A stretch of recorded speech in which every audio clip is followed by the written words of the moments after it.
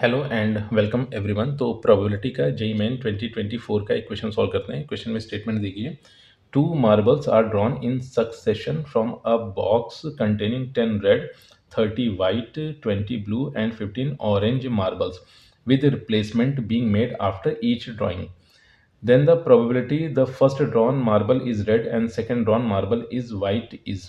तो अब देखो यहाँ पर किया ये गया है कि वो जो बॉक्स है एक एक करके मार्बल को निकाला गया, मतलब पहला मार्बल निकाला गया और फिर उस मार्बल को वापस से रख दिया गया है, फिर से दूसरा मार्बल निकाला गया है। तो अब अपने को इस चीज़ की प्रोबेबिलिटी बतानी है कि पहला मार्बल रेड था और दूसरा मार्बल वाइट था।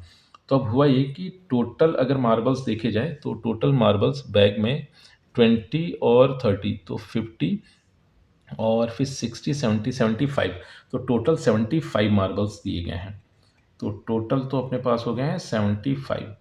अब इस चीज़ की प्रोबेबिलिटी बतानी थी और रिप्लेसमेंट के साथ यहाँ पर उठाया जा रहा है कि पहला मार्बल रेड हो।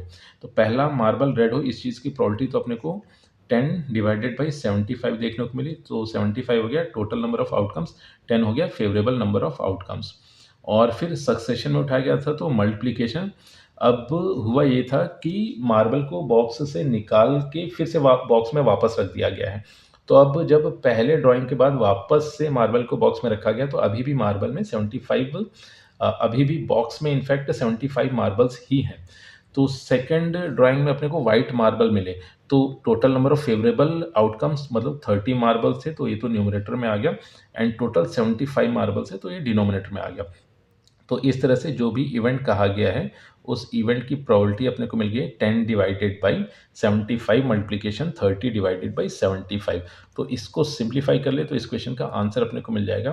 तो अगर इसको सिंप्लीफाई किया जाए तो सिंपलेस्ट फॉर्म में ये अपने को मिल गया 4 डिवाइडेड बाई 75 एंड यही इस क्वेश्चन का फाइनल आंसर है।